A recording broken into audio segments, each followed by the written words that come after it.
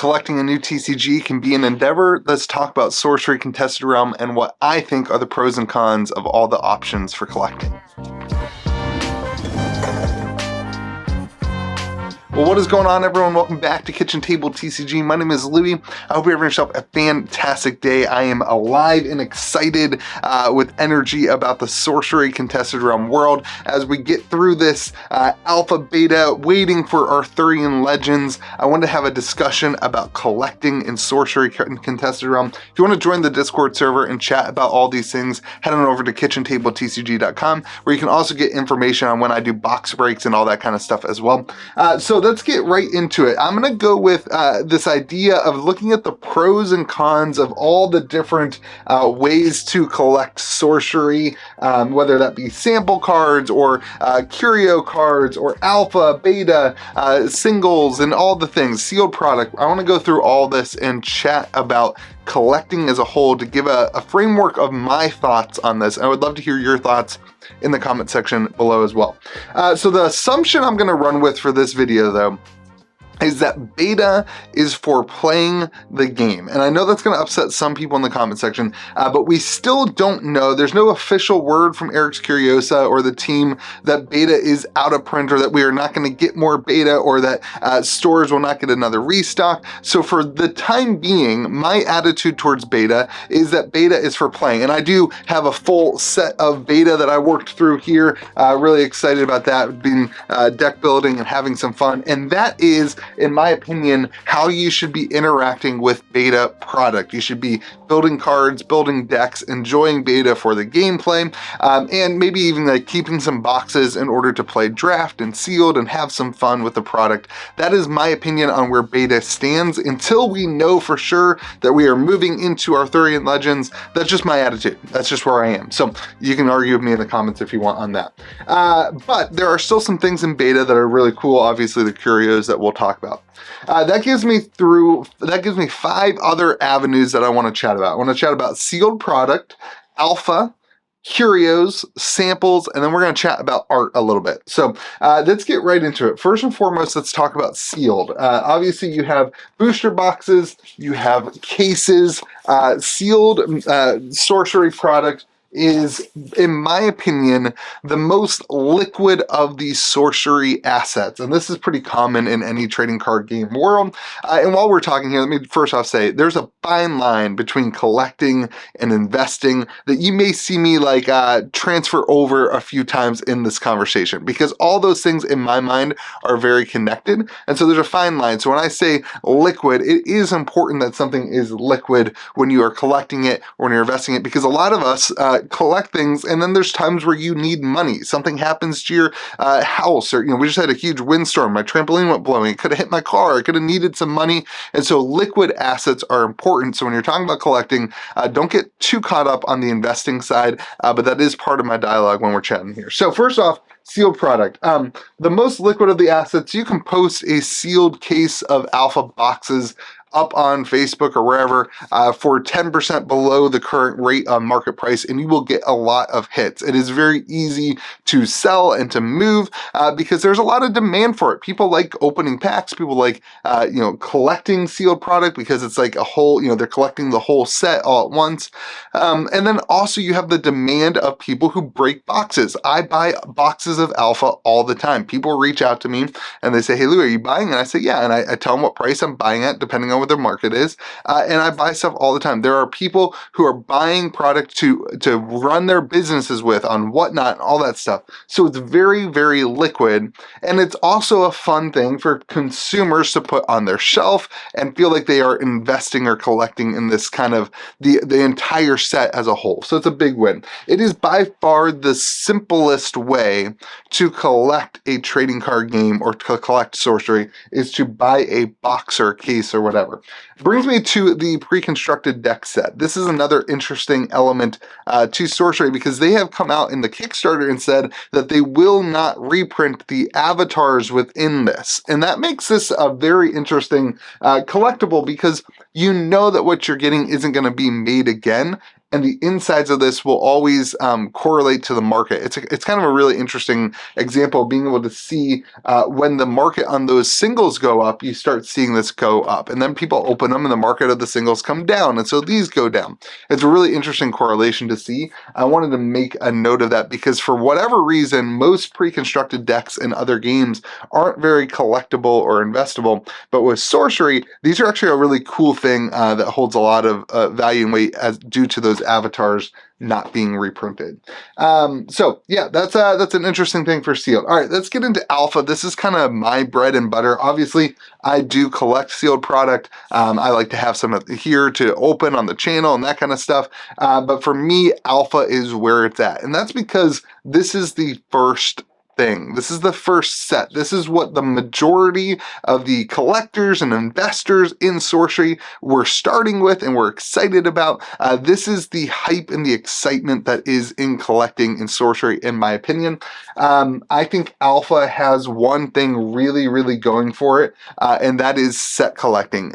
You guys saw me on the channel. If you're new here, welcome. But you saw me just really going to collect all of the Alpha foils. It was a lot of fun to go through this endeavor to collect. And whether you're doing foils or non-foils, there's really cool, beautiful artwork, beautiful cards to collect that make it really, really exciting and fun. And this alpha idea of set collecting is really alive and well within Sorcery. And so my go-to for people, if you're like, hey, what do you want to do? How do you want to collect Sorcery? Would be to say, if you can afford to start trying to collect alpha Sorcery, a full playset, I think that's a really cool thing to do.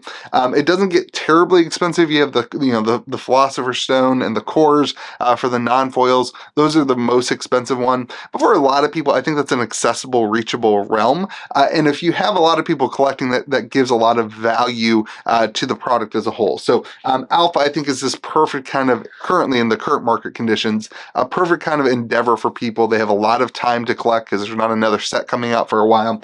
And so the set collecting is really good. Now, I will say, compared to sealed product, the alpha sales of high-end cards are a lot more scarce. But that is because the cards themselves are incredibly scarce. An alpha foil Onyx core being one of around 230 in foil, 250, something like that, is much more scarce than a case or a booster box or a pre-con set.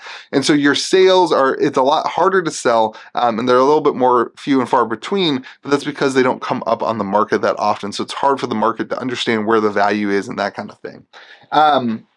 Yeah, so the scarcity is another factor there of owning and collecting something that is really exciting. And that gets into grading too.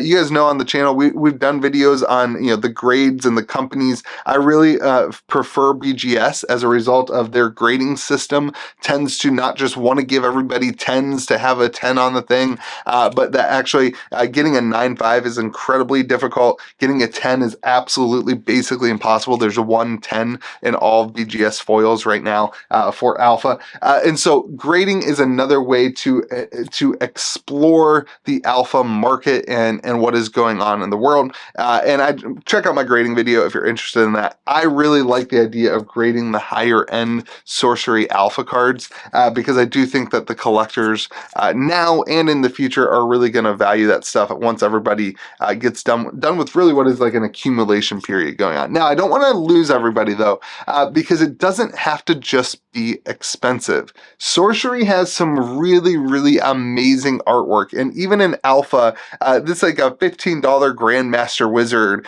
can be a really cool collectible and a cool card for a lot of different people to collect and even invest in if you don't want to have the money for alpha foils to do that kind of thing. If you believe in the game, the kind of longevity of an alpha set, I do think there's a lot of fun and excitement in even the basic cards of having different versions. So I think that's a really cool thing to do. All right, let's get into Curios, because Curios, you guys know, on the channel, we tried really, really hard. We finally pulled our first curio a couple weeks ago on stream for one of the viewers. It was really cool. But curios are a wild endeavor in sorcery boxes. This is a beta curio. It's a sketch card of the avatars. It's not an actual sketch. It is printed. But then in alpha, you also had some cool curios. This is the Mirror Realm curio, where it's actually flipped. The artwork is backwards. The top and bottom are different in the card. These were incredibly difficult to pull. Very, very, very rare cards. High end in terms of collectability and investment in purchasing.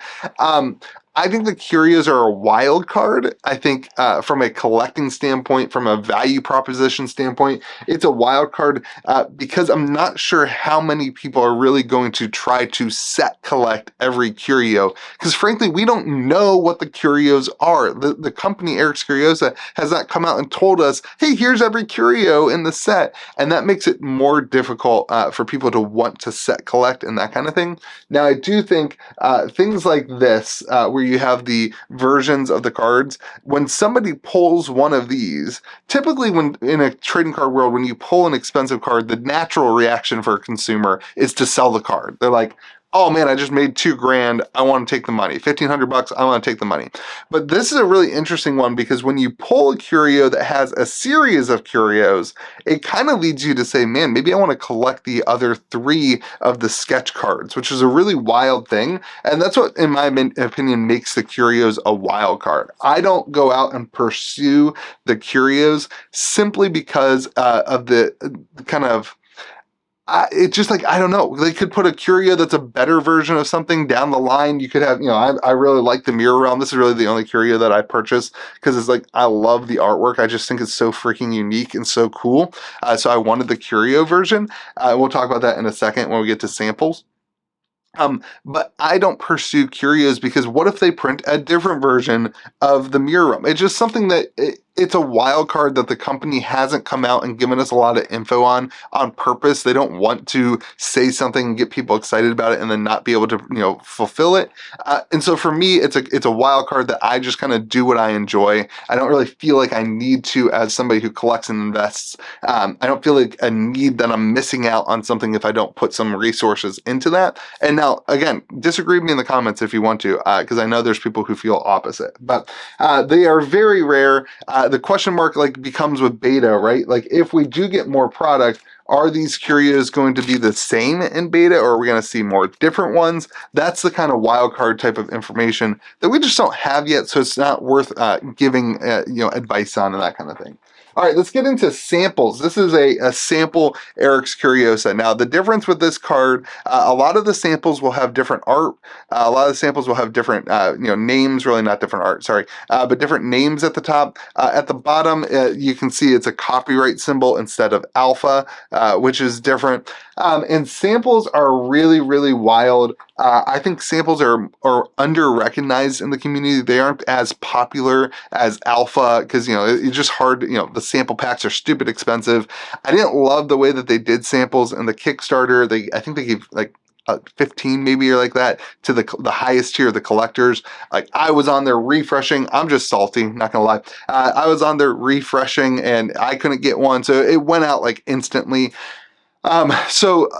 Regardless, it's an under-known asset in the sorcery world, which makes it, again, more risky because not as many people know about it. There's a less of a demand. That being said, I do think one of the best things that sorcery sample cards have going for it is that people who want to collect each version of a card, which I think will exist, they don't have a ton of options of purchasing. If you want to collect every version of Eric's Curiosa, there's just not that many sample Eric's Curiosas in the world. You'd have to reach out to somebody that that has one and wants to sell it and whatever. And so the value of those things increases pretty rapidly. You can have a difference in sales of thousands of dollars as a result of the quantity of them are just incredibly rare and small. They're also hard to find and to get, and for the average consumer, you can pull a curio and all of a sudden you're involved in the curio collecting world. You can't really go, you're not going to stumble upon a sample card. It's just not going to happen. You know, we gave away quite a few of the sample cards early back on the channel before the Kickstarter and that kind of stuff, and that kind of jumpstarted, I'm sure, some collecting. But at the end of the day, it's just not going to be a world where a lot of people hop into the collecting unless there's a card that they want the version of, or they really like the artwork that is different, or the title is different on a card, and that kind of thing. There are early versions of these sample cards that are certainly drive a lot of premium as a result of the cards being different, and that's a really important distinction, where if you love the artist and you love that card or whatever, you're going to want to collect every version of it, which does drive a lot of value and collectability. All right, let's get into the last thing, which is sorcery artwork. This is not something that I partake a lot in. I'm just not an art collector. It's not something that I don't have a single piece of original art in my house or anything like that. That is not my world. I do think for sorcery, we are growing as a community out of like the art world and market. And I would love some, you know, sorcery original art, but I just can't justify the price point of $5,000 to put original art when it compares to like having something like booster boxes that have increased demand over time and that kind of thing. I get it. I know people who do get it, but I'm not an expert in it, so I stay away from it. That's kind of what I tend to do in my life. I tend to invest and collect things that I love and that I feel comfortable having. Now, I would love a piece of sorcery artwork. If I could get one in a trade or something like that, I would love to pursue that, to have in the background of videos, but that is different from me collecting and investing with an intentional mindset. I kind of step back and don't know enough about those things, and so I kind of avoid them, and that's what you should do as well. If you're not comfortable with something, don't put your resources and your energy and your time into it, because if you're not comfortable, that means at the first sight of a downturn, you're going to get worried and you're taking too much risk if you're not comfortable with things. So where I would start with sorcery, if I were you, would be to take a look at one of these items and things and say, what is the thing that I feel most comfortable that I know about in this world? If you already have a chunk of sorcery alpha cards, you know, not foils or whatever, maybe your next step is just to collect the full set. That's a great way to step forward into this collecting world.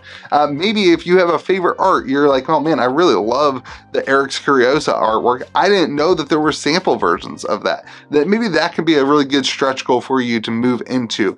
Maybe just taking the time to get your cards graded and really hop into the grading. Oh, that's not focusing at all. Hopping into the grading world would be an opportunity for you to increase what your time or attitude towards collecting. Or maybe it's just the simple matter of saying, no, collecting is not for me, and I'm gonna dive into beta and that kind of thing. Let me know what you think in the comment section below. I hope you have yourself a fantastic day. If you want to discuss all these things, head on over to KitchenTableTCG, hop in the Discord server. We do have some pretty cool stuff coming up, hopefully right before or during the Arthurian Legends release. I got some interesting stuff for y'all. Have a great day. Be kind to the people around you. We'll see you again next video.